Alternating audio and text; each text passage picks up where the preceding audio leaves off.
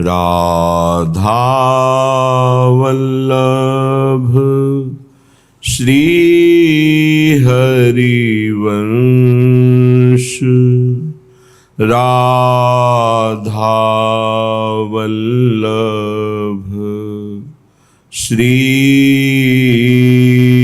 हरिवंश। वृंदावनेश्वरी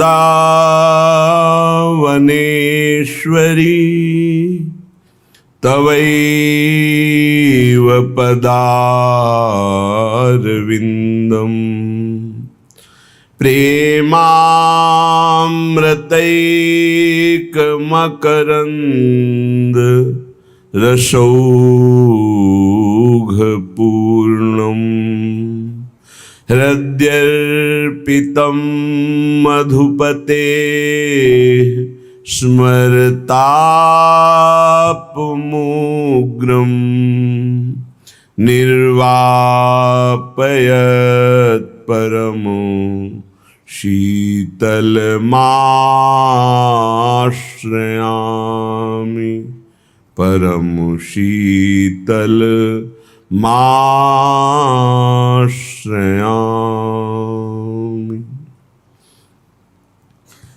तिहि समान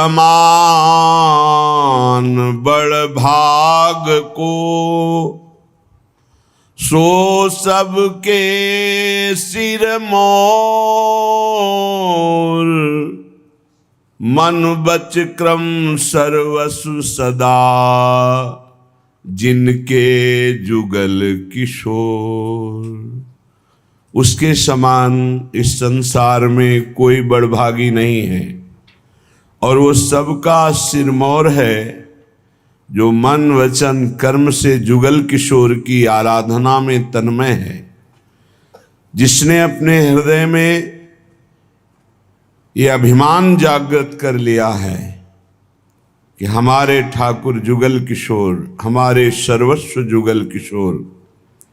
मन बच क्रम सर्वस्व सदा जिनके जुगल किशोर, जिनके सर्वस्व जुगल किशोर।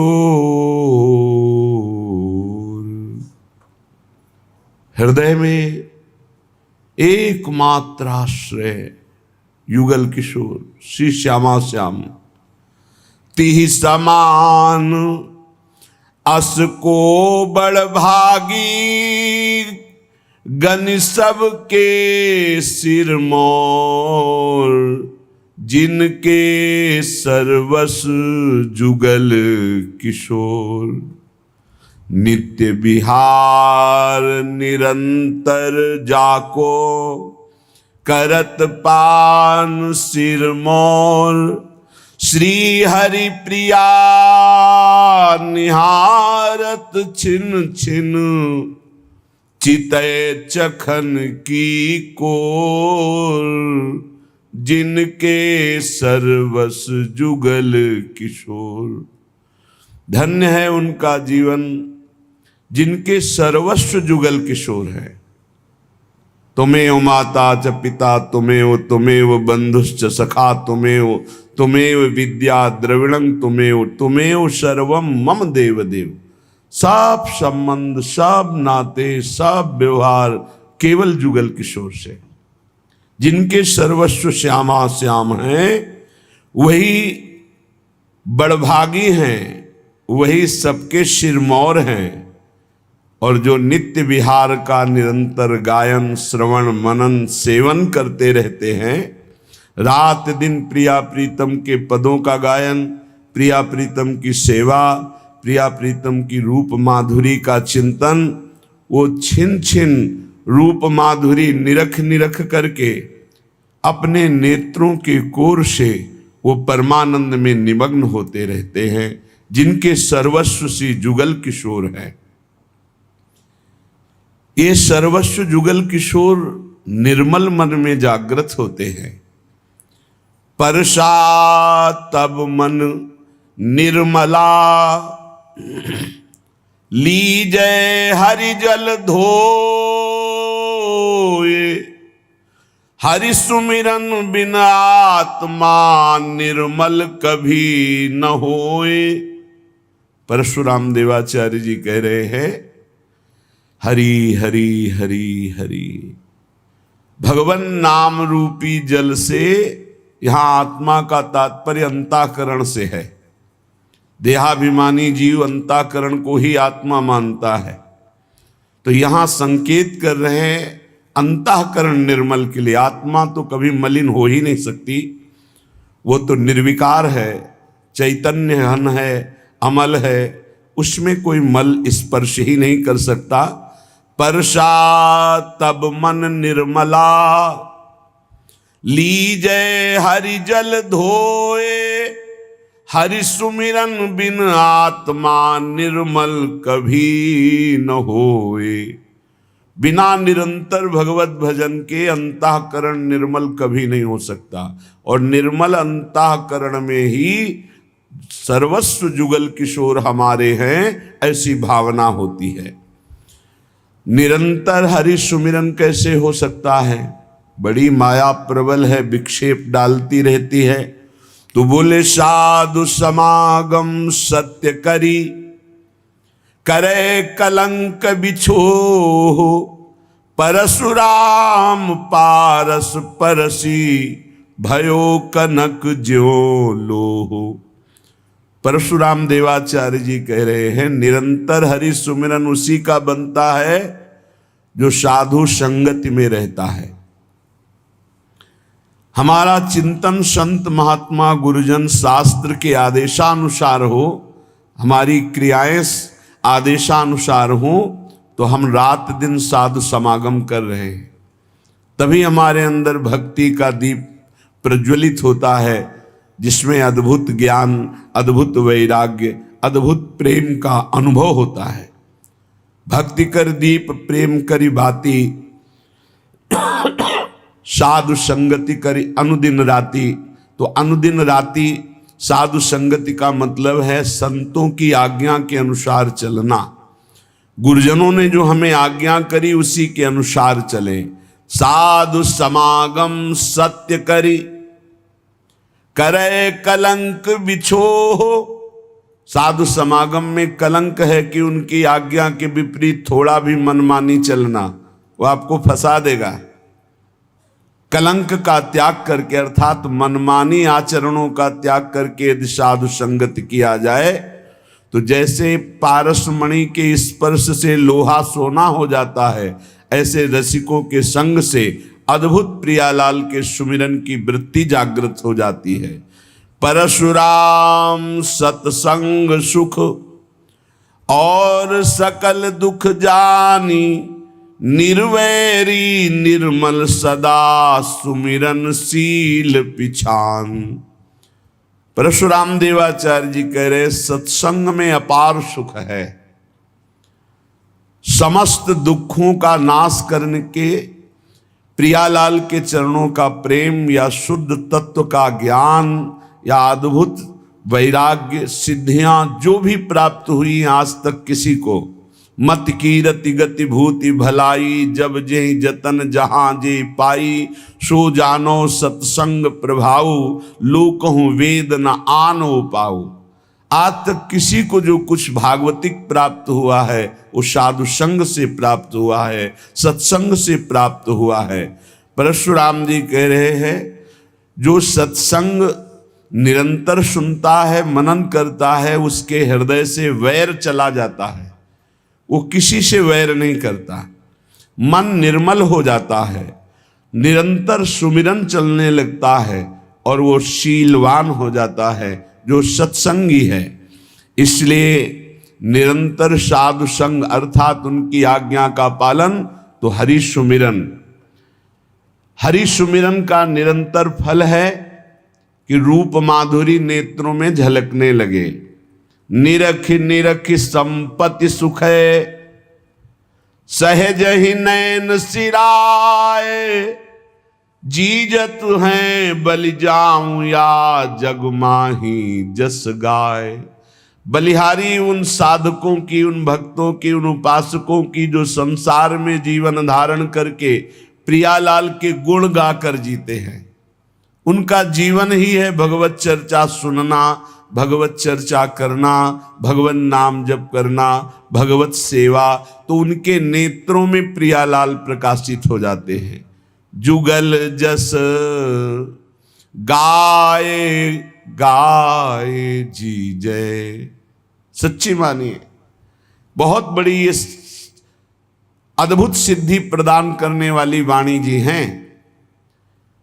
आप बस गुनगुनाते रहिए। जो 84 जी हैं, 42 लीला जी हैं, महावाणी जी हैं, केलीमाल जी, ये सब अद्भुत सिद्ध मंत्र हैं। एक एक अक्षर में श्यामा श्याम विराजमान है। जुगल जस गाए गाए जी जय, यही जीवन है सिद्ध पुरुषों का।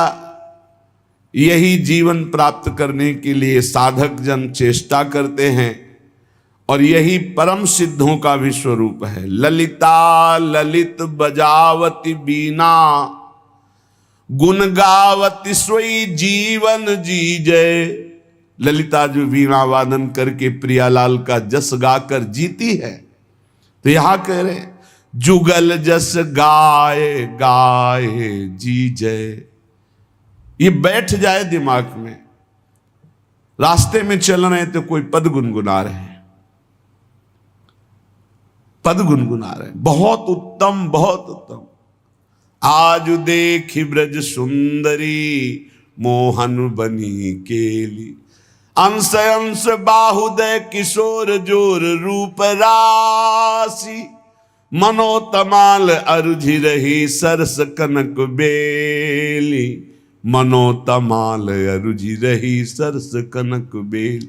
महान अमृत तेरो ही ध्यान राधिका प्यारी। गोवर्धन धर लालही कनक लता सी। क्यों न विराजत अरुझि श्याम तमालही। कभी रास के पद, कभी विलास के पद, कभी शोभा के पद, कभी वनगमन, कभी झूलन लीला, कहीं यमुना विहार। अद्भुत रास रस भरा हुआ है वाणी जी में। तो जुगल जस गाए गाए जी जय, बहुत अमृत। मान लो बात, इन पदों को कंठ में विराजमान कर लो, कभी यमदूत की फांसी नहीं लगेगी कंठ में। एक भी पद याद कर लो, प्रियालाल की प्राप्ति कराने में समर्थ है। कोई एक पद याद कर लो।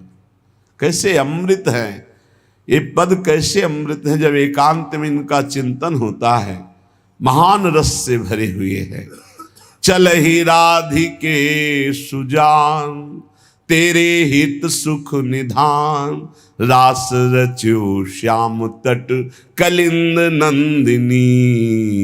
मंजुल कल कुंज देश राधा, हरि विशद वेश राका। नभ कुमुद बंधु शरद जामिनी। नंद के लाल हरियो मन मोर। अधर अरुण तेरे कैसे कह दुराऊं। अपनी बात मुसो कहिरी भामिनी। कोई पद उठा लो, गुनगुनाने लगो, ये आपके जीवन को निकुंज रस में डुबो देंगे। अद्भुत महिमा युक्त हैं। विश्वास करो, बस पकड़ लो, सत्संग की बात पकड़ लो। ये जीवन के परम लाभ की बात कह रहे हैं। परेशान रहते हैं, हमें काम वेदना है, हमारे अंदर ये विकार है। आप चतुरासी जी को अपना जीवन हार बना लीजिए, फिर आपका हारना बंद हो जाएगा, आप जीत जाएंगे। भाव जल निधि को नाव, इस भव समुद्र से पार होने के लिए नौका है। चतुरासी जी गा रहे, कभी 84 लाख योनियों में तुम्हारा जन्म नहीं होगा। छुट्टी 84 भ्रमंते निरख जुगल किशोर। भव जल निधि को नाव, काम पावक को पानी। काम रूपी अग्नि को शांत करने के लिए परम शीतल जल है चतुरासी जी। यदि चतुरासी जी गान करते हैं तो हृदय से काम वेदना का नाश हो जाएगा। बस लगना है। एक अभी आ रहे थे तो रास्ते में एक बोर्ड में लिखे हुए थे कि शब्द बहुत छोटा है लगन, शब्द बहुत छोटा है लगन, लेकिन बहुत बड़ी इसमें संपत्ति विराजमान है। लगन लग जाए, लगन लग जाए, फिर कुछ सुहाई नहीं देता। लागी लगन छूटे नहीं, जीभ चोंच बर जाए, मीठो कहा अंगार में, जाहि चकोर चबाए। चकोर अंगार खाता है, क्यों? उसको लगन लगी है चंद्रमा से मिलने की। समझ रहा है मैं उड़ के चंद्रमा तक नहीं पहुंच सकता, लेकिन यदि अंगार खा के भस्म हो गया तो शायद मेरे शरीर की राख को देवाधिदेव महादेव चिता की भस्म लगाते हैं, अगर कभी मस्तक पे लगा लिया तो वहीं मेरा प्रीतम चंद्रमा विराजमान है द्वितीया का, मुझे चंद्रमा से मिलन हो जाएगा। मरकर जलकर वो अपने प्रीतम से मिलना चाहता। यह है लगन। लागी लगन छूटे नहीं, जीभ चोच बर जाए, मीठो कहा अंगार में, जाहि चकोर चबाए। तो ये लगन, प्रिया प्रीतम के रूप माधुरी सेवा रस का पान करने की लगन, कैसे मिले श्यामा श्याम, कैसे मैं संसार रूपी दुख से छूटूं और अपने प्रीतम का साक्षात्कार पाऊं। ये लगन लग जाए, कैसे लगेगी? बोले जुगल जस गाय गाए जीजिए, प्रिया प्रीतम का यश गा करके जीवन धारण कीजिए। या जग में बलि जाऊं अहो, अब जीवन फल लीजे, जुगल जस गाए गाए जीजे। निरख निरख नयनन सुख संपत्ति, सहज सुकृत कीजिए, श्री हरि प्रिया बदन पर पानी वारी वारी पीजिए, जुगल जस गाए गाए जीजिए। कभी सेवा कर रहे, जलवार करके उसे पान करते हैं, कभी उनकी रूप माधुरी निरख कर सुप्रवाह करते, कभी उनकी लीला गायन में उन्मत्त हो रहे, तो ये कैसे प्राप्त होता है? बोले मिली चलो मिली चलो मिली चले, सुख महा। रसिकों से मिल जाओ, रसिकों से मिल जाओ, रसिकों से मेल कर लो, महान सुखी हो जाओगे। लौकिक पारलौकिक जो चाहत है सब पूरी हो जाएंगी, विश्वास मानिए। जो चाहत, ये हरिवंश महाप्रभु कह रहे हैं, यही परलोक सकल सुख चाहत, मेरी शोभैया कृष्ण गुण संचु। इस लोक में या परलोक में यदि सुख चाहते हो तो भगवान के गुणों का गायन करो, उनके लीला जस का गायन करो, उनका नाम जप करो। मिली चलो मिली चलो मिली चले, सुख महा। बहुत है बिघन जग मगहि माही। इस संसार में इतने विघ्न है कि निकल पाना बहुत कठिन, बड़े सूक्ष्म विघ्न हैं। मिली चलो मिले चले, सुख महा। रसिकों से मन मिला दो, रसिकों की आज्ञा में चलो, इनसे मिल के चलो, महासुख में निमग्न हो जाओगे। नहीं तो बहुत हैं बिघन जगमगही माही। इस परमार्थ मार्ग में चलने वालों को बहुत विघ्न परास्त करते हैं। मिल चले सकल मंगल मिले सहज ही, अनमिली चले सुख नहीं कदाही। रसिकों से मिल के चलो, उनके मन के विरुद्ध चलोगे, अनमिल हो जाओगे, माया परास्त कर देगी, पक्की बात। सहज में ही परमानंद स्वरूप प्रियालाल में वृत्ति लग जाती है रसिकों के संग से। मिल चले होत सो अनमिल चले कहां। जो रसिकों के संग से प्राप्त होता है वो मनमानी चलने से कभी प्राप्त नहीं हो सकता। यह अधर्म यह सब हानि कान न रसिकन में रहे, जो गुरु सेवा तज करे जेबान। जो रसिक महापुरुषों की आज्ञा का उल्लंघन करके मनमानी चलते हैं वो अधर्म है, चाहे जितना साधन करें उनको श्री श्यामा श्याम के प्रेम की प्राप्ति नहीं हो सकती। वो रसिक मंडली में बैठने की योग्यता नहीं रखते। मिल चले होत सो अनमिल चले कहां, फूटते होत है फटफटाही। केवल फड़फड़ाते रहो, कुछ नहीं कर पाओगे यदि रसिकों का संग नहीं है। श्री हरि प्रिया जू को यह परम पद पावनो, अति ही दुर्लभ महासुलभ नाही। ये प्रिया प्रीतम का पद बड़ा दुर्लभ है, सुलभ नहीं। सुलभ उसी को है जिसने रसिकों का संग पा लिया, रसिकों के संग मिल करके चल रहे हैं। विधि निषेध आदिक जिते कर्म धर्म तजिता, प्रभु के आश्रय आवही सो कहिए निज दास। जो न शास्त्र के विधि निषेध की परवाह करते हैं, न कुल रीत की परवाह करते हैं, एकमात्र श्यामा श्याम के अनन्य उन्हें निज दास कहते हैं। जो को प्रभु के आश्रय आवे, सो अन्याश्रय सब छिटकावे। विधि निषेध के जे जे धर्म, तिनको त्याग रहे निष्कर्म। झूठ क्रोध निंदा तज देही, बिना प्रसाद मुख और न लेही। प्रिया प्रीतम के जो निज दास हैं उनके क्या चरण हैं? बोले वो केवल अपने प्रभु श्यामा श्याम के आश्रित रहते हैं, अन्य आश्रयों को त्याग देते हैं। शास्त्र के विधि निषेध के अनुसार नहीं, वो रसिकों की वाणी के अनुसार चलते हैं। वो निष्काम धर्म के ऊपर प्रेम धर्म में विराजमान हैं।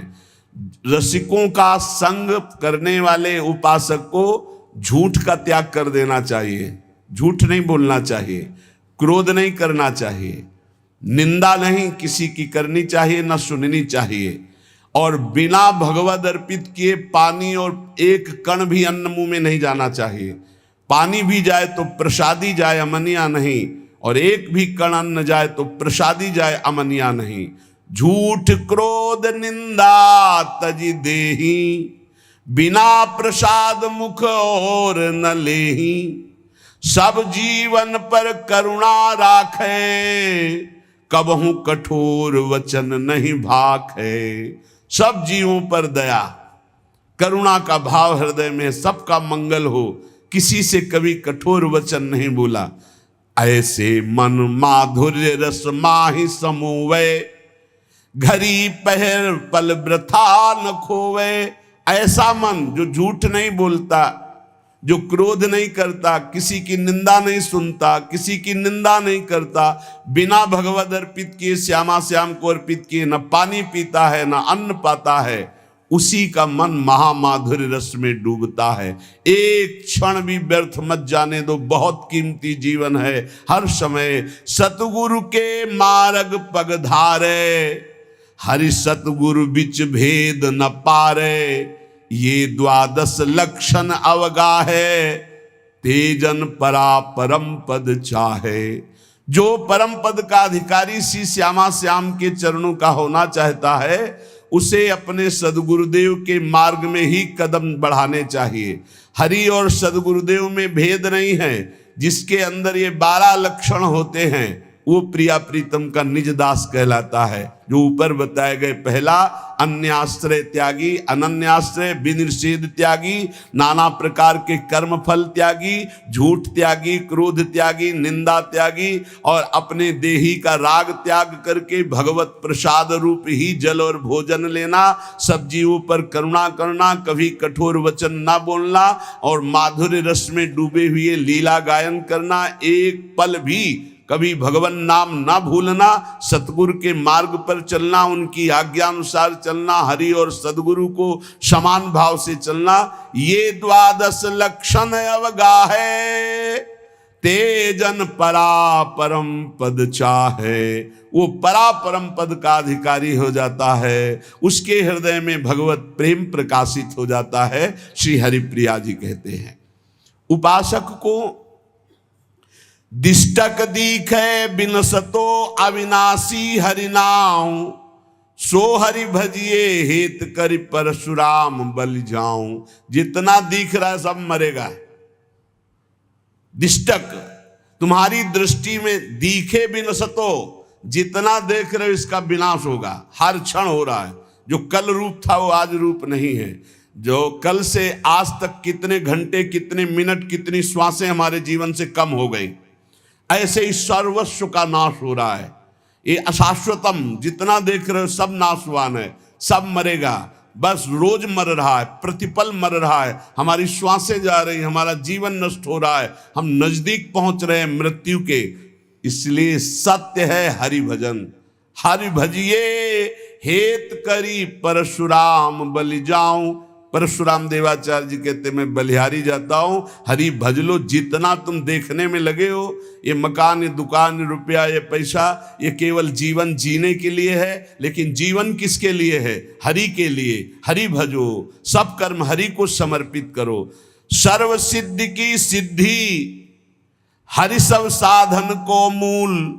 सर्व सिद्ध सिद्धार्थ हरि सिद्धि बिना सब स्थूल। सब साधनाओं की सिद्धि है हरि का भजन निरंतर। हरि सब सिद्धियों के मूल है, सब सुखों के मूल है। यदि हरि को भूल गए, हरि भजन नहीं किया मनुष्य जन्म पा करके, तो बोले सब स्थूल जितना देख रहे हो इसका नाशवान होगा। सबको पाले पोस दें, सबको सृजनहार, पर सासो न बिसारिए हरि भज बारंबार। सबको पोषित करते हैं, सबका पालन करते हैं, सबकी रचना करते हैं, सबको अपने में लय कर लेते हैं। ऐसे सृजनहार श्री हरि का निरंतर भजन करो। हरि सुमिरन करिए निस्तरिए, हरि सुमिरन बिन पार न पाइए। हरि भजन कर लो तो माया से दूर हो जाओगे, पार हो जाओगे। और अगर हरि भजन नहीं किया तो ताकत नहीं है कि काम क्रोध लोभ मोह मद मत्सर से पार हुआ जाए। हरि सुमिरै सोई हरि नाती, हरि न भजै सोई आत्म घाती। जो हरि का सुमिरन करे वही हरि का संबंधी, नाती मन नाता, वही हरि का संबंधी जो हरि का सुमिरन करे। और जो हरि का सुमिरन नहीं करता वो आत्मघाती है। जो न तरे भव सागर अस समाज नर पाए, स्वति निंदक मंदमति आत्महनन गति जाए। वो आत्महत्यारे की जो दुर्गति होती वही दुर्गति होती उसकी, जो जीवन मनुष्य का मिला और भजन करके भगवान की प्राप्ति न किया, केवल संसार के राग रंग में मगन रहा, वो आत्मघाती है। हरि सुमिरै हरि को हितकारी, हरि न भजै सोई बड़ व्यभिचारी। जो हरि का सुमिरन करता है वही संयमी होगा, जो हरि सुमिरन करता है वही मंगल को प्राप्त होगा। कल एक बड़े विवेकी प्रश्न कर रहे थे, समाज सेवी थे, कि आज हमारा समाज अधिक से अधिक डिप्रेशन में, अधिक से अधिक चिंता शोक भय में चला जा रहा है। इस विषय पर आप क्या उत्तर देंगे? क्या है समाज की दुर्दशा का कारण? एक शब्द है, भ्रष्टाचरण। बस वो अधर्म का धन लेना, व्यसन करना, व्यभिचार करना, नाना प्रकार की दुराचार प्रवृत्तियों को देखना, सुनना, बोलना, क्रिया में लाना, बस एक शब्द है, भ्रष्टाचरण। जो नशे से युक्त है, जो व्यभिचार से युक्त है, जो नाना प्रकार की कुमार्गामियों की प्रवृत्तियों से युक्त है, जो अधर्म का घूस पैसा लेता है, वो कभी चिंता शोक भय रहित हो सकता है? कभी नहीं हो सकता। वो जाएगा डिप्रेशन में, आज नहीं तो कल जाएगा, क्योंकि तुम्हारा मन ही तुम्हें दंड देगा। जो तुम भगवत विरुद्ध आचरण करोगे तो तुम्हारा मन ही तुम्हारा नाश करने वाला शत्रु बन जाएगा। अगर भगवत भजन करोगे तो तुम्हारा मन तुम्हारा मित्र बन के परमानंद सुख प्रदान करेगा। हरि सुमिरै हरि को हितकारी, हरि न भजै सोई बड़ व्यभिचारी। ये व्यभिचार दोष, नाना प्रकार के भ्रष्ट आचरण क्यों आते हैं? क्योंकि सर्वलोक महेश्वर भगवान का विस्मरण कर दिया, भगवत भजन नहीं करते। हरि सुमिरै सेवक सुख नामी, हरि न भजै सो लोन हरामी। जो हरि का भजन करे वही सेवक है, वही सुख में डूबेगा। और जो हरि का भजन नहीं करेगा, ऐसे नमक हरामों को माया दंड देगी। जिनमु को तन दियो ताको न भजन कियो, ऐसो नोन हरामी मौसम कौन कुटिल खल कामी। श्री सूरदास जी, परशुराम देवाचार्य जी। हरि सुमिरै सेवक सुख नामी, हरि न भजै सोई लोन हरामी। नमक हराम है वो। भगवान ने तुम्हें मानव तन दिया जीवन मुक्त होने के लिए, फिर उसी राग रंग में फंसकर 84 लाख योनियों में जा रहे हो, स्वामी का सुमिरन नहीं कर रहे। परसा हरि सुमिरन हरि तोषी, हरि न भजै सोई बड़ भारी दोषी। जो बड़े दोषों से युक्त है वो हरि विमुख है, जो हरि विमुख है बड़े बड़े दोषों से युक्त हो जाएंगे। जो परशुराम देवाचार्य जी कहते, जो हरि का सुमिरन करते वही आनंद संतोष को प्राप्त होते। जब कबहू मन हरि भजे तब ही जाई छूटे, ना तर जग जंजाल ते कबहू न विधूटे। जिस समय तुम्हें सत्संग मिले उसी दिन से पकड़ लो नाम जपना, राधा राधा हरि हरि राम कृष्ण हरि, जो नाम प्रिय हो। आज से अगर पकड़ लिया तो छूट जाओगे संसार से। अभी प्राण निकल जाए, राधा बोला, हरि बोला, राम बोला, कृष्ण बोला, तो अभी हमारा मंगल हो जाएगा। मान लो पुत्र के बहाने नारायण बुलाया तो भगवत प्राप्ति हो गई, और भाव से हरि हरि भजोगे तुम्हें भगवत प्राप्ति क्यों नहीं हो जाएगी। काम क्रोध मद लोभ सो बैरी सिर कूटे, हरि बिनु माया मोह को तंतु नहीं टूटे। बिना हरि भजन के ये खोपड़ी कूटते रहते हैं, काम क्रोध लोभ मोह मद मत्सर अंदर ही अंदर भारी पीड़ा देते रहते हैं। बिना हरि भजन के माया ऐसी मोह की रस्सियों से बांधे जैसे बैल को बांध के चलाया जाता है। इसलिए हरस शोक संतापते निज नेह न खूटे, हरि निर्मल नीर न ठाहरे मनो बारुनि फूटे। यदि हरि भजन नहीं करोगे तो मन जैसे मदिरा में उन्मत्त हो जाता है, ऐसे काम में उन्मत्त हो जाएगा, क्रोध में उन्मत्त हो जाएगा, मोह में उन्मत्त हो जाएगा। सोच मोह संशय सदा सर्पिन ज्यों चूटे, परसा प्रभु बिन जीव को दुख सुख मिली लूटे।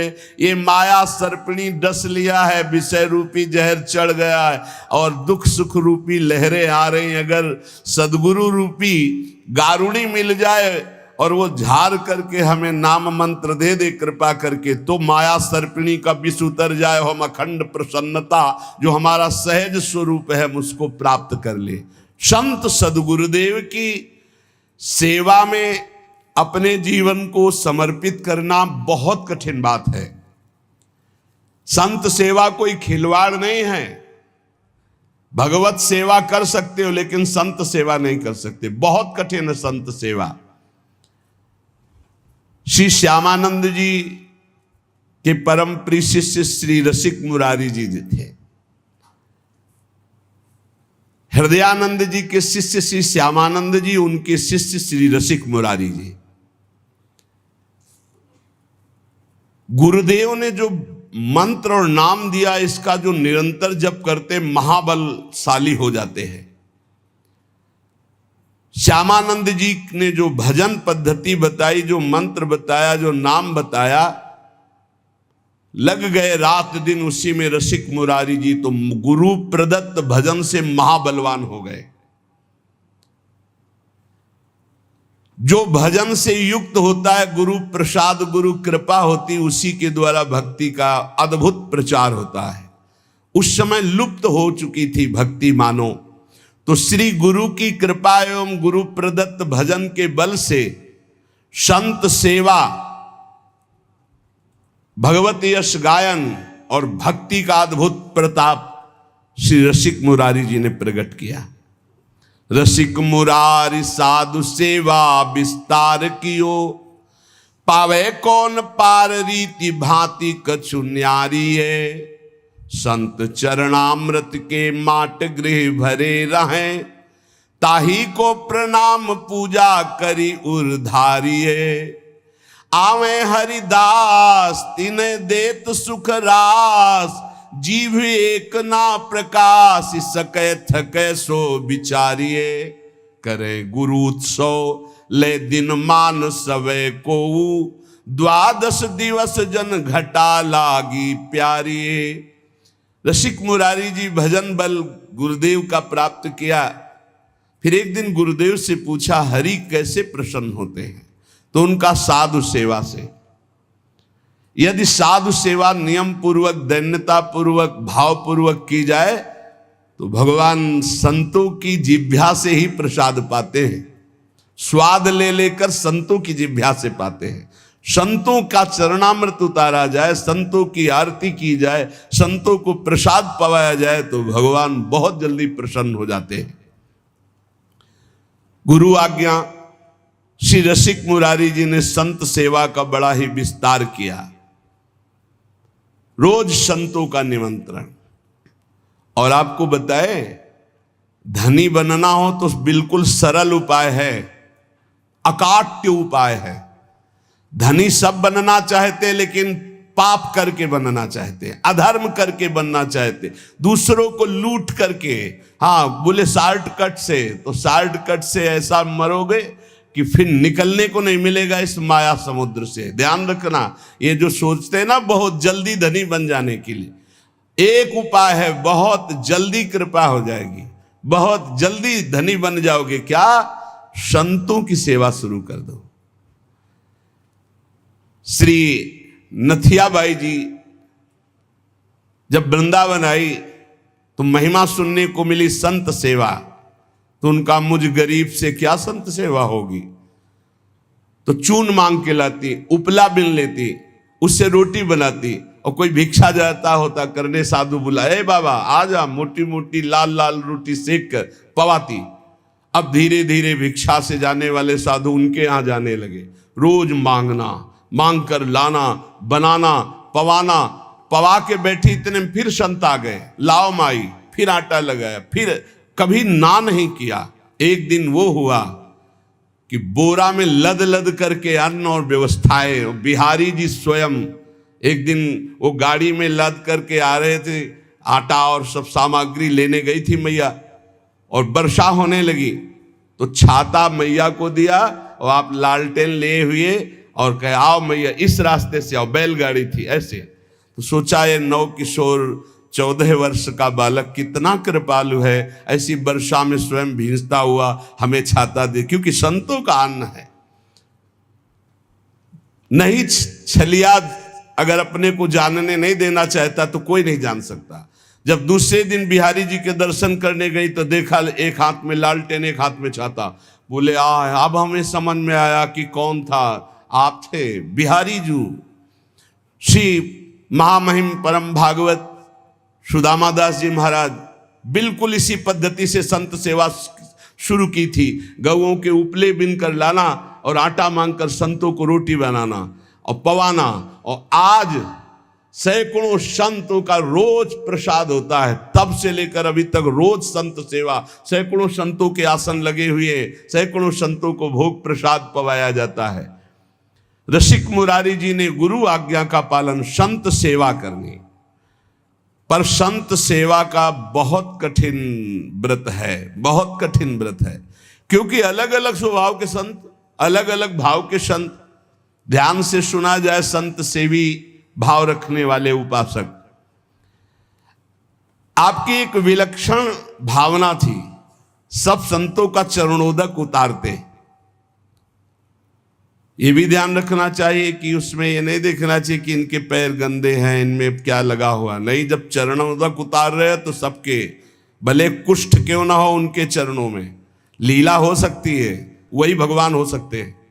ध्यान रखना, जब चरण धोने के लिए संतों के बैठते हो आप लोग, तो उन्हीं में से ऐसे आ सकते हैं घृणित वेश धारण करके कि जिनको छूना भी अच्छा नहीं लगेगा। बहुत चाव भाव से उनके चरण धो। ये मत सोचो कि इनके पैर कैसे घृणित है, घाव है, क्या है, ऐसा नहीं। बिल्कुल सावधान, लीला कर सकते हैं, हरि हैं, बड़े लीला बिहारी हैं। रसिक मुरारी जी के धन क्या था? संतों का चरण उदक भर भर के माट में ऐसे ऊपर विराजमान किए आसन पे, और रोज उनकी परिक्रमा, रोज साष्टांग दंडवत, और रोज चरणामृत पान, रोज चरणामृत उतरवाना और संतों को भोग पवाना। संतों के चरणामृत में किसी भाग्यशाली की निष्ठा होती है। मटकों में भर भर के रख के जैसे कोई अब संपत्ति रखता है, ऐसे बड़ी कृपा है, गुरुजनों की बड़ी कृपा है जिनको संत चरणामृत में। और जब से वैष्णव मार्ग मिला तब से गुरु कृपा से नित्य चरणामृत मिलता है। 500 वर्ष पहले महापुरुषों के जो चरणामृत है वो आ करके अपने आप कृपा करके दे गए। ये तुलसीदास जी का चरणामृत है, ये अमुक संत का चरणामृत है। तो गुरु कृपा से बहुत से पात्रों में चरणामृत ऐसे रखा, रोज दर्शन, रोज पान, रोज सौभाग्य मिलता है। चरणामृत उसकी पूजा करते, आरती उतारते, परिक्रमा करते, दंडवत करते संतों के चरणामृत की। चरणामृत की निष्ठा जबान में सबसे पहले चरणामृत।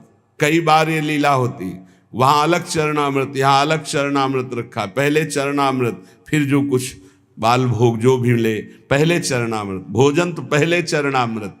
चरणामृत की निष्ठा होनी चाहिए, ऐसा नहीं कि भोजन देखा टूट पड़े। श्रीधर बाबा जी की हमने निष्ठा देखी, अगर चरणामृत बोले बाबा चरणामृत तो संपन्न हो गया, तो फिर प्रसाद नहीं पाते, फिर दूसरे दिन चरणामृत जब मिलेगा तभी प्रसाद पाएंगे। बड़ी निष्ठा होनी चाहिए चरणामृत में, संत चरणामृत में। कभी कभी विचित्र लीला हुई, संत चरणामृत उतारा गया और 4 दिन के बाद दुर्गंध प्रकट हो गई। अब इतनी कीमती चीज कैसे फैला दे? तब फिर आया कि उसको ढक्कन खोल के रख दो 10 दिन, अपने आप सब खत्म और निर्मल। ऐसा कभी चरणामृत हो तो फेंकना नहीं, उसको बड़े ढक्कन वाले में ऐसे पात्र में रख के ढक्कन खोल के ऊपर से महीन कपड़ा रख कर छोड़ दो, वो 10-15 दिन में एकदम बहुत स्वादिष्ट और उसकी दुर्गंध खत्म हो जाएगी। लीलाएं होती हैं, उसको दुर्गंध समझ के फेंक मत देना। वैष्णव जनों की ये निष्ठा होती है, चरणामृत से बहुत दिव्यताएं प्राप्त हो जाती, बहुत दिव्यताएं प्राप्त होती है। जब तक गुरु वचनों पर विश्वास नहीं होता तब तक बल नहीं आता अध्यात्म का। आपके हृदय में संत वैष्णवों के प्रति अपार सुख देने की भावना आ गई, क्योंकि गुरुदेव ने कहा संत सेवा में ही भगवान की प्राप्ति होगी। श्री प्रियादास जी कह रहे कि रसिक मुरारी जी की संत सेवा की महिमा का वर्णन या संतों के प्रतिभाव का वर्णन एक जिह्वा में कैसे करूं? मतलब इतनी अपार संत सेवा की भावना, मेरी बुद्धि थकित हो जाती इनकी महिमा देख करके संत सेवा की। आप बड़े समारोह से श्री गुरु उत्सव मनाया करते थे, उसमें पूरे दिन कथा कीर्तन सत्संग भोज भंडारा होता रहता था, सब संतों को बड़ा सुख प्रदान करते थे। यह उत्सव 12 दिन तक लगातार गुरु उत्सव चलता, 12 दिन भक्तों की भीड़ रहती, जो देखने में अत्यंत आनंद प्रदान करने वाली होती है। गुरु उत्सव, इस उत्सव का नाम दंडोत्सव है। इस संबंध में कथा आती है कि इनके गुरुदेव श्री श्यामानंद जी श्री वृंदावन में जब वास करते थे तो नित्य प्रति सेवा कुंज में सोहनी लगाते थे। सोहनी लगाना हमारे ब्रज की बहुत बड़ी उपासना है, जिसे साधारण भाषा में कहते हैं झाड़ू लगाना, तो यहाँ सोहनी लगाना कहते हैं। तो रोज सेवा कुंज में सोहनी लगाते थे। सेवा कुंज में प्रिया प्रीतम नित्य विहार करते हैं, तो इनको एक अपार सुख मिलता कि मेरे श्यामा श्याम यहाँ विहार करते, मुझे सोहनी सेवा का सौभाग्य मिला, मैं उनकी दासी हूं। बाहर वो सोहनी लगाते समय बड़े गौर से वो एक एक लता के नीचे एक एक चरण चिन्ह को देखते, कहीं प्रियालाल के चरण चिन्ह तो नहीं है, कहीं किसी लता के नीचे प्रियालाल विराजमान तो नहीं हुई। प्रियालाल के चरण चिन्हों के कभी कभी उनको दर्शन हो जाते तो बड़े भाव में मगन हो जाते। कभी कभी युगल चरणारविंद के दर्शन होते। कैसे पहचान होती कि प्रियालाल के चरण चिन्ह? क्योंकि प्रियालाल के चरण में 19 चिन्ह हैं, चरण चिन्ह। सबके साधारण चरण ऐसे, प्रियालाल के चरणों में चरण चिन्ह हैं, उनको देखकर पहचान होती ये युगल सरकार के चरण चिन्ह हैं। बड़े भाव में मगन हो जाते सोहनी लगाते हुए। सेवा कुंज में सोहनी सेवा करते। एक दिन प्रियाजू ने इन्हें दर्शन देने की इच्छा की। सेवा में बड़ी सामर्थ्य, इसीलिए कहते हैं कि वृंदावन में कहीं भी थोड़ी सोहनी लगा दोगे तो तुम्हारे भाग्य में सोहनी लग जाएगी, सब कूड़ा करकट अशुभ प्रारब्ध नष्ट हो जाएगा। श्री जी की इच्छा हुई दर्शन देने की, पर श्री जी सीधे दर्शन नहीं दे सकती। जब तक किसी सखी का कृपा प्रसाद नहीं प्राप्त होगा तो श्री जी इच्छा भी करेंगी तो दर्शन नहीं दे पाएंगे। इसलिए ये आचार्य रूपा सहचर्या, इनकी कृपा पहले प्राप्त होनी चाहिए, तब श्री जी के दर्शन होंगे। नहीं, श्री जी के दर्शन की एक मर्यादा है, बिना सखी के दर्शन के, बिना सखी अनुग्रह के श्री जी का दर्शन। इच्छा हुई श्री जी के दर्शन की तो डायरेक्ट आकर के दर्शन नहीं दिया। अनुग्रहमयी श्री जी ने पहले सखी की अनुकूलता हो, सखी दर्शन दे, तब दर्शन का विधान बने। एक दिन श्री जी ने जानबूझकर अपने श्री चरण का एक नूपुर छोड़ दिया सेवा कुंज में। अब प्रातः काल श्री श्यामानंद जी सोहनी लगाते थे, तो जे ही लगाया तो देखा बड़ा कीमती अद्भुत नूपुर, बड़ा आनंद मिल रहा है। विचार किया किसी नवविवाहिता का होगा, ढूंढने आएगी, दे देंगे। तो अपने अचला की छोर में संत है, बांध कर अपने माथे पे रख के साफा बांध के सोहनी लगाने लगे। सोच रहे थे किसी की बेटी या किसी की नवविवाहिता बहू का ही है, क्योंकि बहुत खोजने आएगा तो देंगे।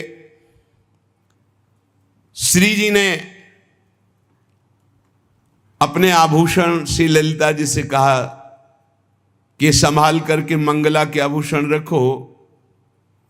तो उनमें कहा, प्यारी जी आपके एक श्री चरण का नूपुर तो है ही नहीं। जानबूझ के श्री जी ने गिराया था, क्योंकि जब तक सखी कृपा नहीं होगी तब तक श्री जी दर्शन नहीं देंगे। जाओ देखो सेवा कुंज में किसी लता के नीचे कहीं अरज कर तो नहीं गिर गया। ललिता जी ने खोज प्रारंभ की तो देखा श्री श्यामानंद जी वयोवृद्ध सोहनी लगा रहे हैं, राधा राधा सोहनी लगा रहे। ललिता जी ने विचार किया, मैं अपने स्वरूप से जाकर के इनसे मांगूंगी तो अच्छा नहीं रहेगा। तो साधारण वेश में गई और कहने लगी कि बाबा यहां सोहनी लगाते नूपुर तो नहीं मिला, यदि मिला हो तो मुझे दे दीजिए। तुम्हारा तो नूपुर नहीं हो सकता, क्योंकि साधारण वेश में ललिता जी थी। अब मेरा नहीं, मेरी बहू का है, लाओ। नहीं, ऐसे तो मैं नहीं दूंगा। तुम्हारी बहू का है तो पहले वो चरण दिखावें जिसमें वो नूपुर बंधा है, और ठीक हमारे जैसा नूपुर है कि नहीं वो, अगर है अभी दे दूंगा, अगर नहीं दिखाया नहीं दूंगा। अंदर आनंद हो रहा है कि इस नूपुर में कुछ तो है, क्योंकि इसकी खोज हुई है और ये जो हमसे बात कर रहे हैं बड़ा अपार आनंद मिल रहा है, पर ये अपने वेश को छुपाए हुए ये दिव्य है, कोई साधारण नहीं। अरे नाय बाबा तू मुझे दे दे। नहीं नहीं, मैं आपको दे दूं। और थोड़ी देर बाद जिस बहू का गिरा है या जिस बेटी का गिरा है वो आके बोले कि मेरा नूपुर, तो हम तुम्हें कहां खोजेंगे? नहीं, हम तभी देंगे जब दूसरे चरण का नूपुर पहना के, तब हमें वो नूपुर वहां, तो ये नूपुर ले उनके चरण में बांध। बहुत हट किया ललिता जी ने, नहीं दिया। तब जाकर श्री जी से बात की तो श्री जी ने कहा, सखी अब तो हम ही को चलना होगा, क्योंकि वो बहुत जिद किए है और श्री जी दर्शन देना चाहती थी, इसलिए ये लीला की। और सखी देखिए रोज मेरी कुंज की सेवा सोहनी सेवा करता है, चलो इसको निहाल करते हैं। देखो कैसी हमारी करुणामयी स्वामिनी, देखो नूपुर भी मिल जाएगा और रोज सोहनी सेवा करता है तो इसका फल भी उसको मिल जाएगा, मेरे दर्शन हो जाएंगे। श्री जी उतावली है दर्शन देने के लिए, इसलिए हमारी स्वामिनी जैसा स्वभाव किसका, सहज स्वभाव पर्यो नवल किशोरी जी को मृदुता दयालुता कृपालुता की राशि है। स्वयं दर्शन का विधान बनाती, अपने नूपुर छोड़ दिए।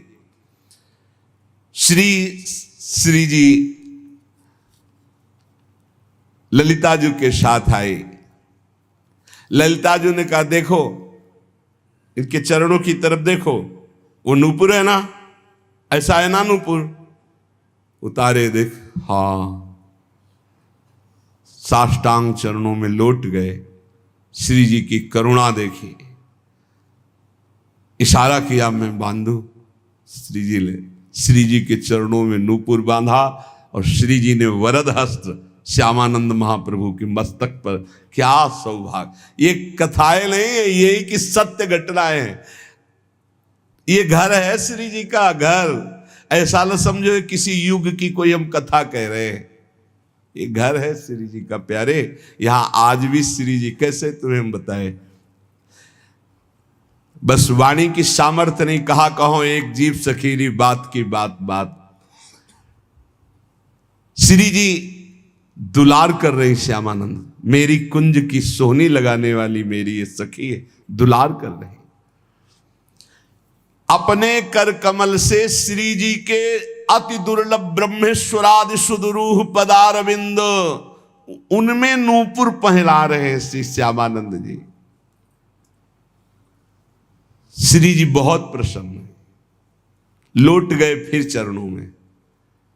तो अपने श्री चरणों की जो नूपुर बांधा था वही झनकारते हुए ऐसे मस्तक में किया, तो नूपुर की दिव्य छाप श्यामानंद महाप्रभु के मस्तक पर पड़ गई। अब तो प्रेम मगन डूबे हुए आए, तो उनके गुरुदेव श्री हृदयानंद जी ने देखा, श्यामानंद जी के मस्तक में छाप देख करके कहा कि ये आज कौन सी मस्ती है, और ये संप्रदाय के विरुद्ध छाप कैसी लगा ली। नूपुर की और ऊपर से रज, तो वैसे चिन्ह बल गए। ये मनमुखी मस्तक पर छाप कैसी, जो हमने दी वो तो नहीं लगाई।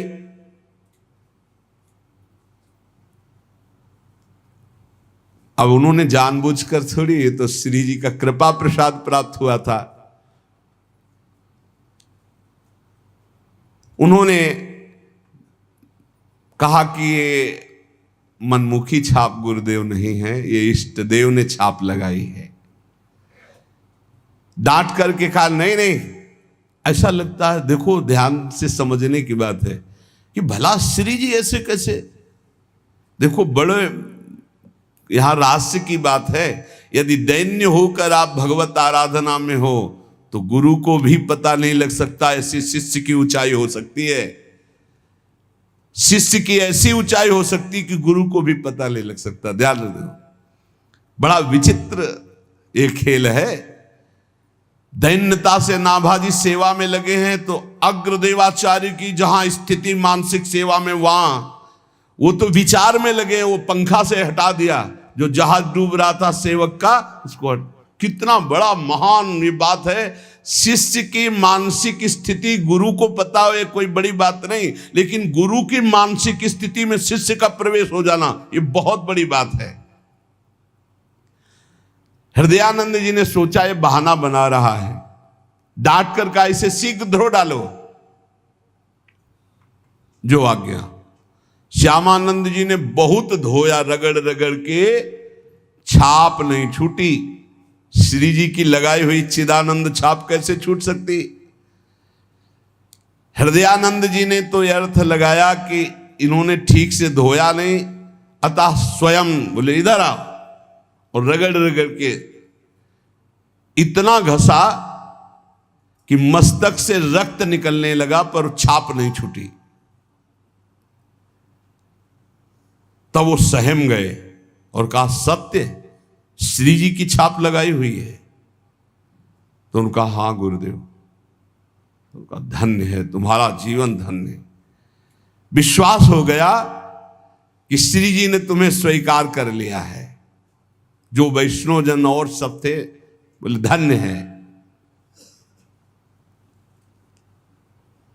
पर हृदयानंद जी ने कहा कि फिर भी हम ये मानेंगे कि तुमने हमारे तिलक की जगह छाप लगाई, इसलिए अपराध है। इसलिए हम वैष्णव समाज में दंड निर्धारित करेंगे।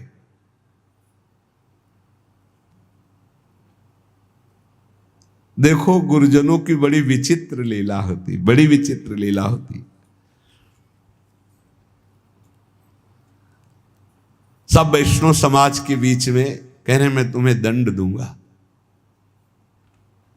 तो हृदय से आ रहा है कि गुरुदेव आपकी कृपा से ही तो मुझे श्री जी ने सहचरी भाव दिया है, ये छाप लगाई है। श्यामानंद जी को अपने नूपुर की छाप देकर अपने परिकर में श्री जी मिला लिया है।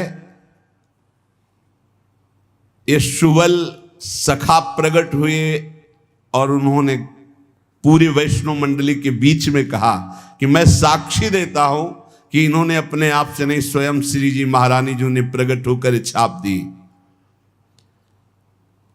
और सुबल इतना बोलकर, वही तमाल का वृक्ष था, वृक्ष रूप में ही, तो उनको लगा कि लता पता ये सब सखा है, सब श्री जी के निज परिकर है।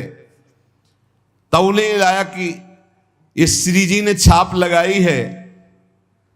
तत्काल दिव्य वाणी हुई, हृदयानंद जी अब तो विश्वास कर लो कि तुम्हारा शिष्य जहां तुम्हारी पहुंच नहीं वहां है, श्री जी के निज परिकर में मिल चुका है। अब वो सहम गए। अगर दैन्य शिष्य है और गुरु थोड़ा भी मनमानी कर जाए तो गुरु के भी हृदय में दाह जलन पैदा हो जाएगी। मान गए श्री हृदयानंद जी। श्री हृदयानंद जी मान तो गए, लेकिन उनका हृदय जलने लगा कि गलती हो गई, शिष्य के प्रति गलती हो गई। वैष्णवों ने कहा कि देखो हृदयानंद जी, आपने हम सबको एकत्रित किया था श्यामानंद जी को दंड देने के लिए, लेकिन आज हम आपके ऊपर दंड लगा रहे हैं क्योंकि आपने गलत किया। अपने शिष्य के माथे को इतना रगड़ा, रक्त प्रवाह, और वो कह रहे हैं श्री जी ने किया, फिर भी आप नहीं मान रहे। तो तमाल वृक्ष से सुबल सखा प्रकट होकर के साक्षी दिया। तो अब ये दिव्य है जो वाणी आपके अंदर आकर विश्वास दिलाई, तो अब हम आपको क्षमा नहीं करेंगे। इसके प्रायश्चित में 12 दिन तक आपको संतों को प्रसाद पवाना होगा, अखंड 12 दिन कीर्तन चलेगा, भगवत चर्चा चलेगी, ये दंड है आपको। तो उस दिन से दंडोत्सव मनाया जाने लगा हृदयानंद जी के।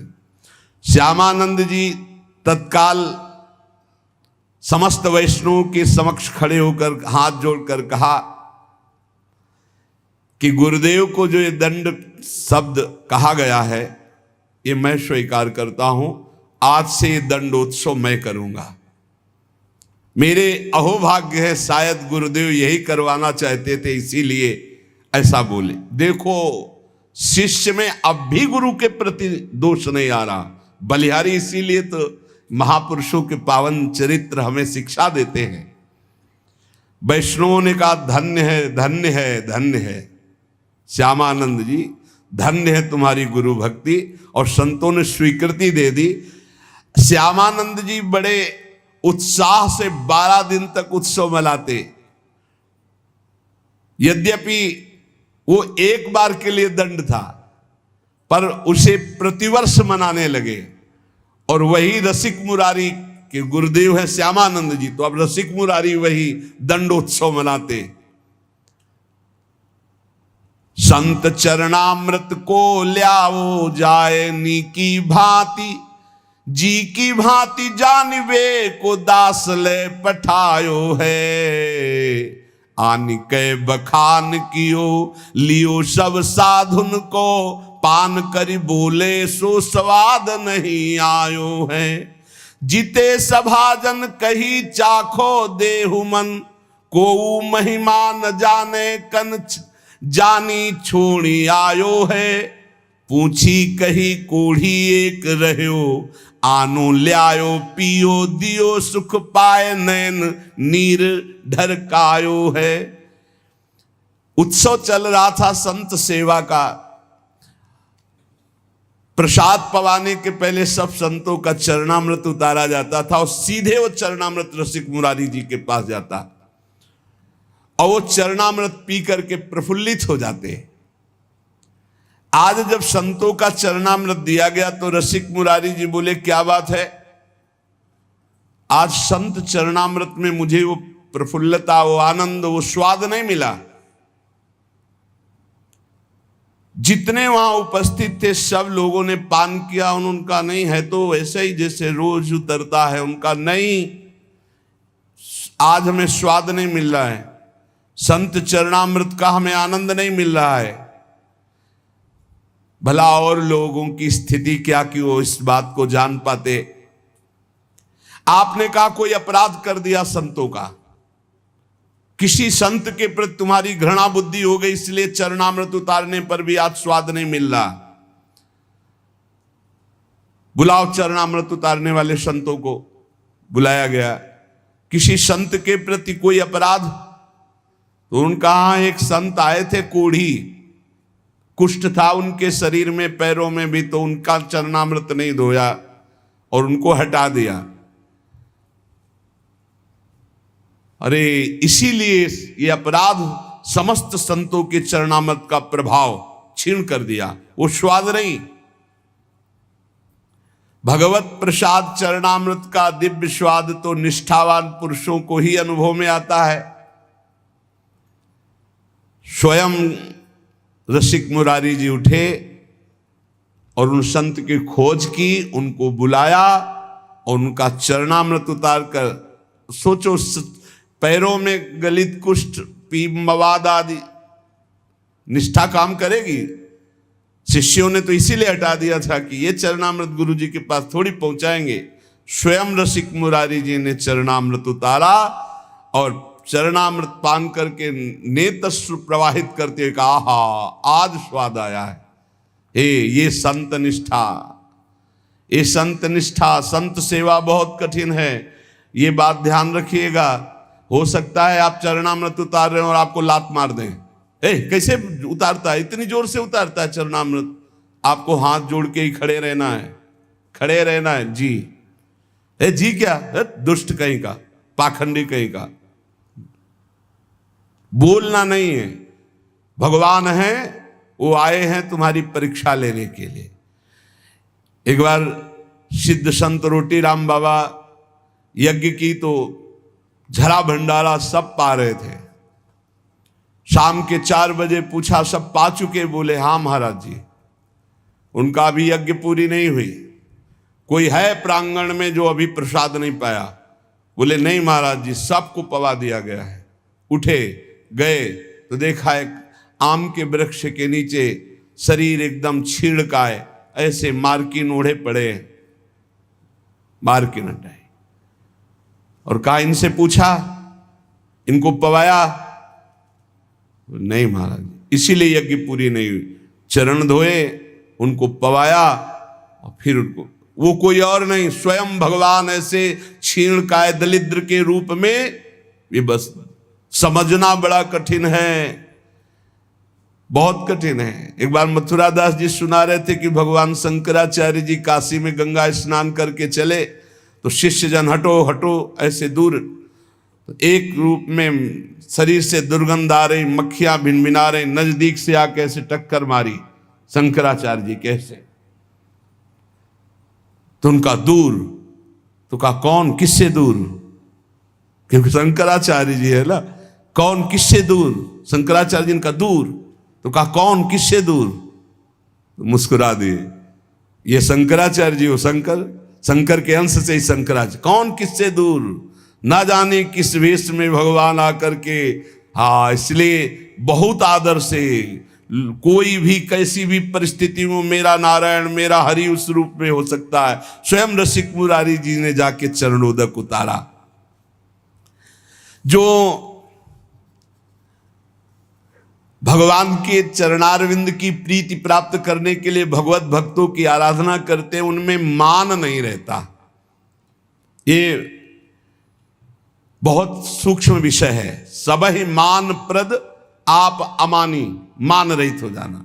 एक दिन की बात है, नृपति समाज में विराजमान भक्तराज, कहें भी विवेक को कहानी प्रभाव है, तहां एक ठोर साधु भोजन करत रोर, देवो दूजी सोटा संग कैसे आवे भाव है, पातरी उठाए श्री गोसाई पर डारी दई, दई गारी सुनी आप बोले देखियो दाव है। शीत सौ विमुख में तो आनी मुख मध्य दियो, कियो दास दूर संत सेवा में चाव है। एक बार रसिक मुरारी जी राजाओं के समाज में विराजमान होकर के यही बात कह रहे थे कि बड़े से बड़े साधन से जो प्राप्त नहीं होता वो संत सेवा से प्राप्त हो जाता है। जो मनोयोग पूर्वक संत सेवा करता है उसको बड़ी ऊंचाई की स्थिति प्राप्त होती है। इतने में बड़े राज समाज में बैठकर एकांत में चर्चा करो, उधर संत सेवा और हल्ला मचा, गाली गलौज ये सब। देखो ये ध्यान रखने का विषय है, संत सेवा में भगवान ऐसे ही लीलाएं करवाएंगे जिससे तुम्हें दोष दर्शन हो जाए। एक संत भगवान बोले पत्तल लगाई, बोले एक पत्तल और लगाओ। बोले किस बात के लिए? एक ही पत्तल में तो सबको पाना होता है। बोले एक पत्तल अभी पाएंगे और एक पत्तल शाम के 4 बजे उस समय पाएंगे। सोटा काम है, सोटा भांग उसी से घोटते थे। अब उतर नहीं देंगे हम तो गाली गलौज लड़ाई झगड़ा। अरे बड़ी विचित्र, भगवान की सेवा तो शांति से भगवान करवा लेते हैं, भक्त की सेवा बड़ी विचित्र, बड़े विचित्र विचित्र भक्त है। अब वो संत जो है पारस मांग रहे थे, डंडे का सोटे का पारस, परोसने वाले लड़ गए। अब वहां वो उपदेश कर रहे थे कि संत सेवा महान भगवत प्रभु। उन्होंने कहा घर ही में, तुरंत उठ करके आए, सबको शांत करते हुए आए और कहा, अब वो समझ गए कि मानते हैं कि आयो, कहा भगवान आप नाराज क्यों हो रहे हो? गुस्सा आई उनको। तो भांग छानने वाले संत तो जो खीर और सब्जी सब परोस गई थी, पूरा पत्तल उठाया मारा मुंह में उनके। वो ऐसे लिए और कहा भगवान वैसे तो रोज शीत प्रसादी बाद में मिलती थी, आज तो आपने डाल। तनिक भी क्रोध नहीं किया। जानबूझ करके कोई अपराध करो मत। यदि तुम्हें वो पीट देते हैं और हमें सुनने को मिलता है कि आपने कुछ नहीं कहा, आपको 2 थप्पड़ मारे, तो हमारी छाती फूल जाएगी। और अगर ये सुनने को मिला कि 4 जवान चढ़ के खूब, तो हमको रोना आएगा कि हमारी बात तुम नहीं समझ पाए। मेरे प्रभु आए और तुमने प्रभु के साथ, बिल्कुल प्रभु हैं, सब में प्रभु हैं, फिर साधु में तो है ही है। और जहां साधु सेवा होती वहां लीला ऐसी करेंगे प्रभु। इसीलिए बहुत साधु सेवा कठिन व्यवहार है। रसिक मुरारी जी के मुख पे पूरा पत्तल मारा, गुस्सा जानी चाहिए, लेकिन उन्होंने ऐसे एक शीत भी नहीं गिरने दिया। और इतना ही नहीं, रसिक मुरारी को कटुवचन गालियां भी देने लगा खड़े होकर के। महात्मा अपने सब जनों को रोका और कहा कि बड़ी कृपा हुई, आज हमें शीत प्रसाद मिला, आप तो बहुत करुणामय हैं। 2 पत्तल लगाओ। 2 पत्तल लगाए और अपने संत से कहा तुम्हारे अंदर सेवा का भाव नहीं, आज से तुम्हारी परोसने की सेवा से तुम्हें बहिष्कार किया जाता है, निकाला जाता है। ऐसे संत के साथ बर्ताव करते हैं। अब संत सेवा में जिसकी प्रबल निष्ठा होती है वो कभी संतों में दोष दर्शन नहीं करता। और संतों में दोष दर्शन ना हो ये बड़ी कठिन बात है, क्योंकि उनके व्यवहार ऐसे होते हैं, व्यवहार होते हैं। बड़े बिलक बिलक संत होते हैं, बहुत बिलक बिलक संत होते हैं।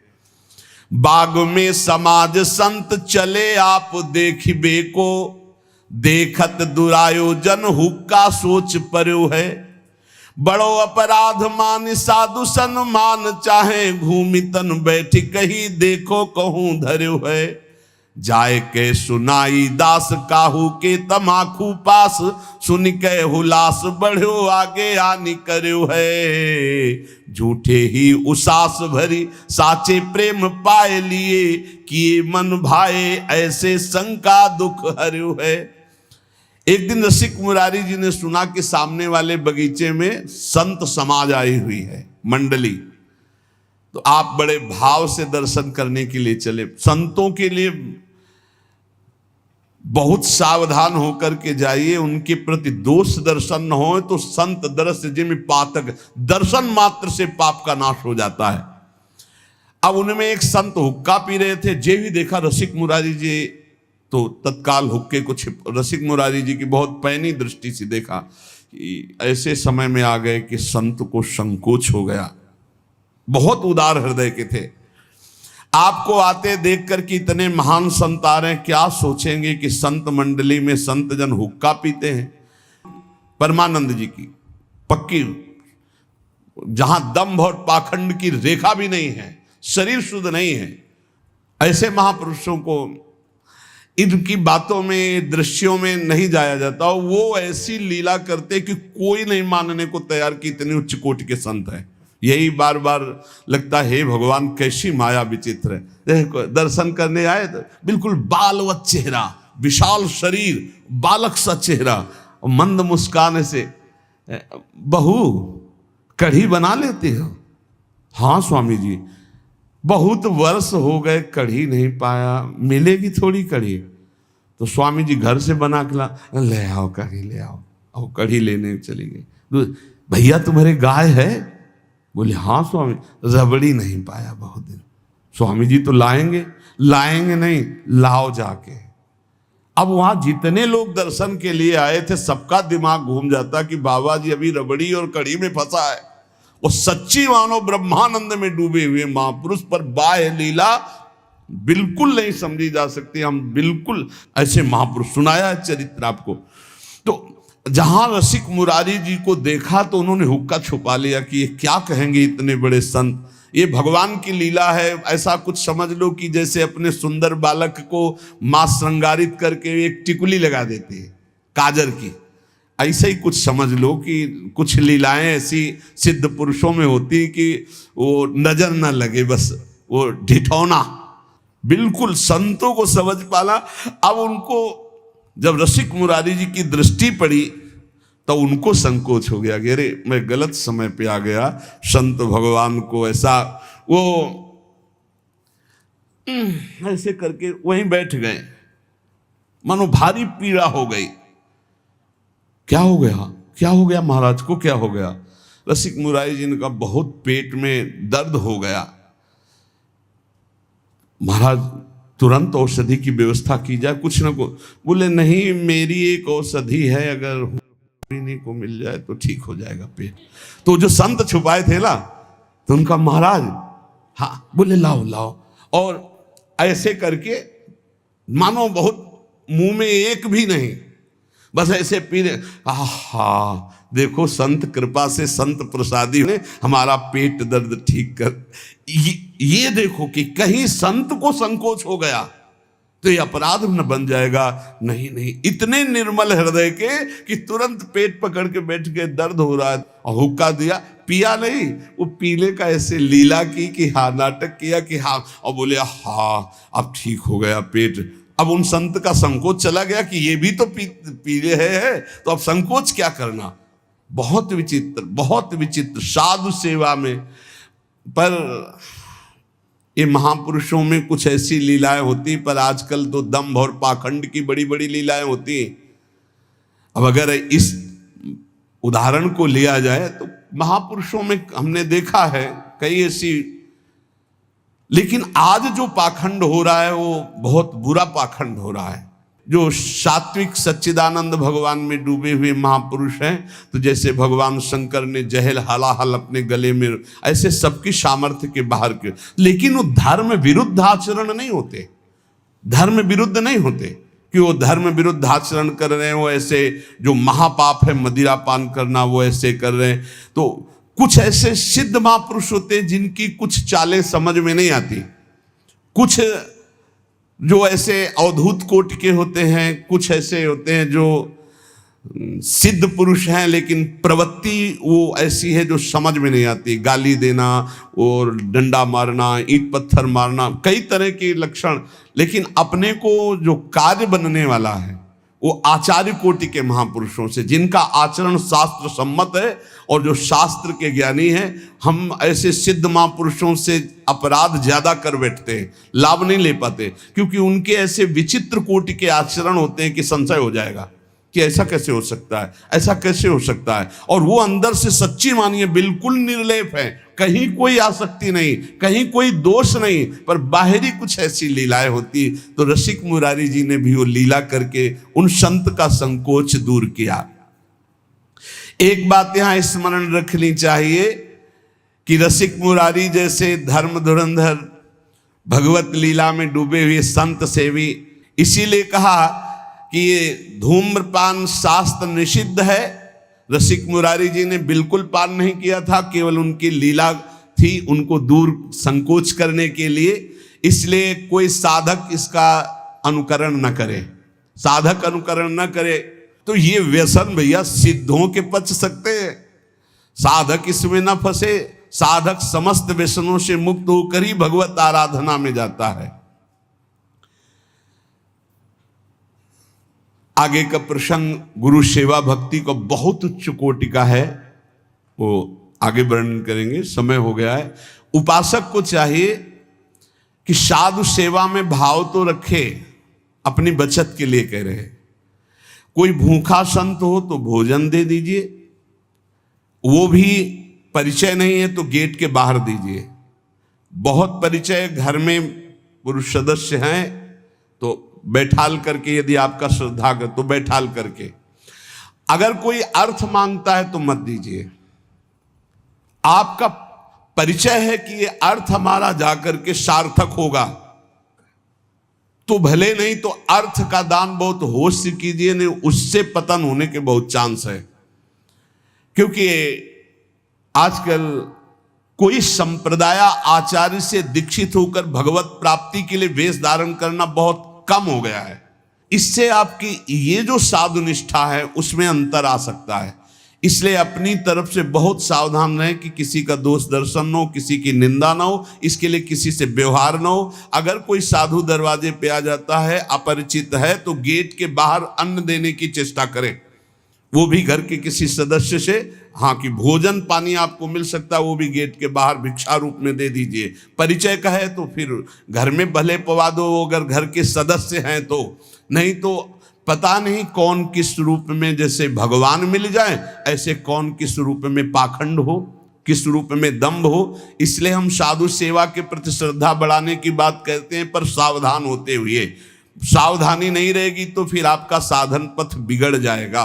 क्योंकि बहुत ही कलिकाल का जो मलिन स्वरूप है वो विकसित जो देखा जाता है, तो बहुत डर लगने लगा है कि हमारी साधुता बड़े खतरे में पड़ गई है।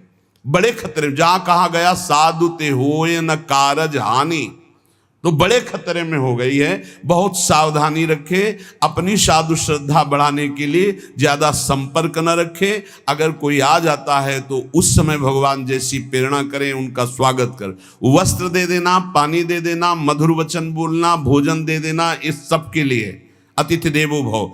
अर्थ देने के लिए बहुत सावधानी से अर्थ दिया जाए, जहां हमारे अर्थ का ठीक धर्म पूर्वक प्रयोग होगा। नहीं तो अगर अर्थ ऐसे मनमानी दे दिया जाए, उसका अधार्मिक क्रियाओं में प्रयोग होगा तो आपको भी उसका फल मिलेगा, अर्थात अधर्म क्रिया का दंड का भागी आप भी बनेंगे, क्योंकि आपका अर्थ उस अधर्म क्रिया में गया। इसलिए पात्रता देखी जाती है अर्थ देने के लिए। भोजन पानी और वस्त्र देने के लिए पात्रता की जरूरत नहीं। कोई भी हो, साधु वेश में हो या ना हो, कोई कह रहा मुझे भूख लगी है, उसे भोजन पवा दो। कोई सर्दी में कांप रहा है, उसे वस्त्र दे दो। कोई बीमार है, उसको औषधि दे दो, पैसा नहीं, उसको जाके औषधि दिलवा दो। इन सेवाओं से भगवान की कृपा की प्राप्ति होती। खूब नाम जप करो, इसी जन्म में भगवत आराधना के बल से भगवत प्राप्ति हो जाए, ये जीवन का परम लाभ। शेष चर्चा आगे। श्री राधा वल्लभ लाल की।